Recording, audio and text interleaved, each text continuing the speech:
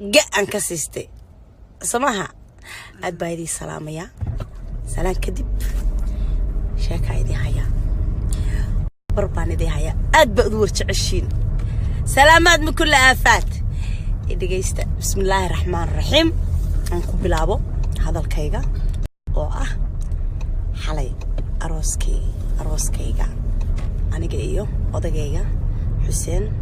aroos ugu talagalnaa oo isla ka dhigno sirteedii sidii ay waxaayeen isida social media laga wado anuga inaad rabtaa inaad dhageystaan soo idin bilaabaya aan ku bilaabo magaca Ilaahay bismillaahir rahmaanir rahiim wax badan ka oran maayo muhiimada aan rabo inaan dhaho waa sidoo aroosku xalay ahaa uu ku bilowday iyo sida aan anigu asanasteexa ahaan oo aroosadii ahayd aan ka aamisanahay oo aan qabo sidoo ku bilowday suuq badan bay ahayd sidii loo soo agaasimay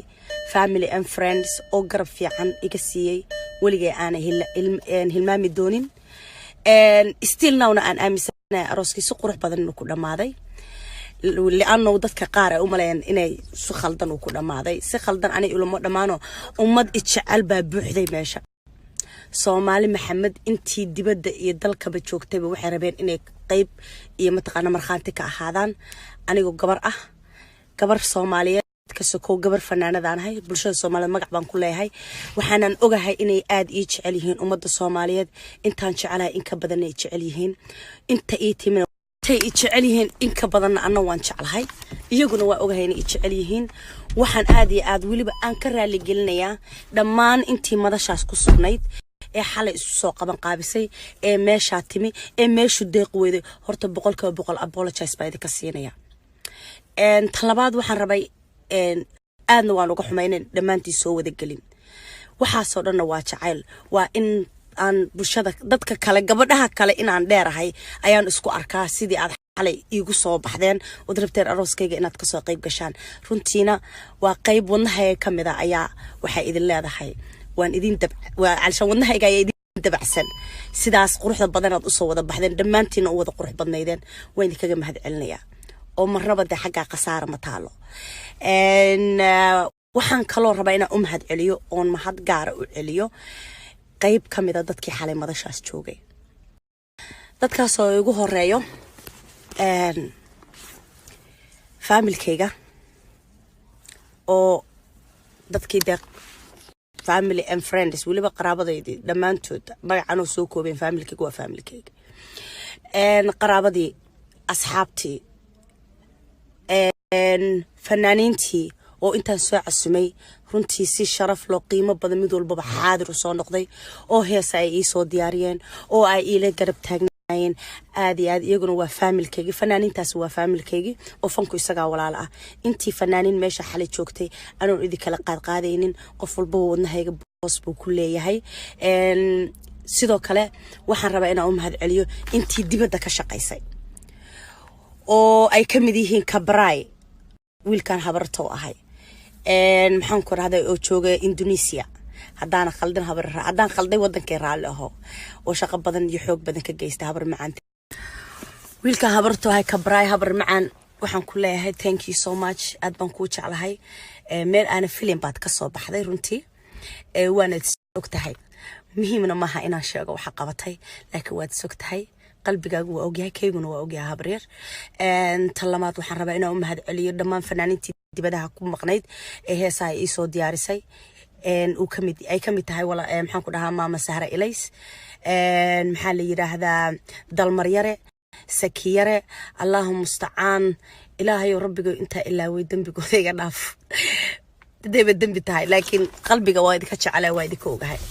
dhammaan fanaaniintii xalay madashaas ku sugnayd oo aan xabad u kala saaraynin ee dhamaantood xil iska soo saaray inay aniga i farxad geliyaan aniga odaygayga waxa idin sheegayaa inaan qalbigayga aad daris la tihiin oo aan deeply aan idin ka mahad celinayo waxaan kaloo rabaa inaan mahad celiyo family and friends waxaan kaloo ma soo koobi karo ummadii Soomaaliyeed meel ku darso xitaa dad badan baa waxay walwalayo islaay gabadha qalbigeeda miyaa wax no sidee ay ahayd waa ku qanacsanahay waayo wax walba qadarta Allah ka weyn adigu gooni baad u tashanaysaa ilaahayna gooni buu u tashanayaa marka marnaba wax walba sidii ilaahay kuugu talagalay hadda u dhacdo alxamdulillah lama sharaysto si qurux badan anu waxaan u arkay kaliya ummad Soomaaliyeed oo jecel inay meesha soo buuxsameen oo ay halka yimaadeen oo mid walba rabay inuu marxaanti iyo xaadir ka ahaado walaashood ama fanaanadooda ama gabadhooda oo de mataqaanaa aqal galaysa insha Allah biidnillaahi kariimna mana jecel mataqaanaa wax negative oo soo qora ama social media ama meel Facebook yar ama aduu aan waqtigayga ku lumiyo ama indhahayga aan waqti ku siiyo inaan ku fiirsado ama ku aqriyo waxa negative ka waxaan jeclaa inaan iska dhaafiyo alxamdulillah rabbil caalamiin more aan negative dhageysatid more aan waxun aad indhahayga raadiyaan adigana kuma fiicno dambi bay kugu tahay caafimaad ahaana kuma fiican maskixiyan marka muhiimadan ka hadlay waxay tahay hawada aaminina waxa la idin sheegayo alshan waqti hasiinina xurmo wada ah anaga aroos kalaha aroosadii baan ahaa si wax u dhaceen qof kasto meesha joogay haduu runka sheego wuu og yahay hadalkaygana meesha la taaganahay qofan xumaato u qabana ma jirto xumaata meesha ka dhacday oo ahayn Soomaalida iyo farabadatay dadkii shicibka farabatay mooyaane wax kale oo dhibaato dhacday maysan jirin social media haas marka waxa idin sheegaya waxa laga sheegay carshan wax runtii muhiim ah ama run ah may ahayn marxaantu waxa ugu filan intii joogtay iyo aniga oo ah gabadhii aroosaysi marna gabadhii fanaanada ahayd فناد بنكاه ما فناد كم الرصد وانا انت صنكو اكاد anyway هذا الكيو كوم بكوجرا waxaa idin leeyahay walaa wixii negative iyo wixii xunba shaydaan bay u sugnaatay wixii wanaaga iyo aqliga saliimka ah iyo mataqaanaa iyo sharaftuba waa wax bini aadanka alla ku ciiseeyo marka alxamdulillah rabbil caalamiin anu habbi baanahay dadkii meesha joogay habbi bay ahaayeen Soomaalida dadkii shicibka jacaylkooda iyo wanaagooda iyo sharaftooda baa meesha wada deeq weyday aad in ay jecel yihiin baan ogaaday ummadda Soomaaliyeed aad baana idin jecelahay hadda kadibna waa ka soo hadli doonaa arintaas iyo in aan ka soo hadlo ama u mahad celiyo dhammaan shakhsi family and friends fanaaniintii kan maqnaa iyo kan jooga qof walba madal qurux badan ina ugu mahad celiyaan rabaa oo mataqaana insha Allah way imaan doontaa taasna you will see insha Allah meel qurux badan fanaaniin haday yihiin cameraman haday yihiin DJ yaashi dhamaantiin margo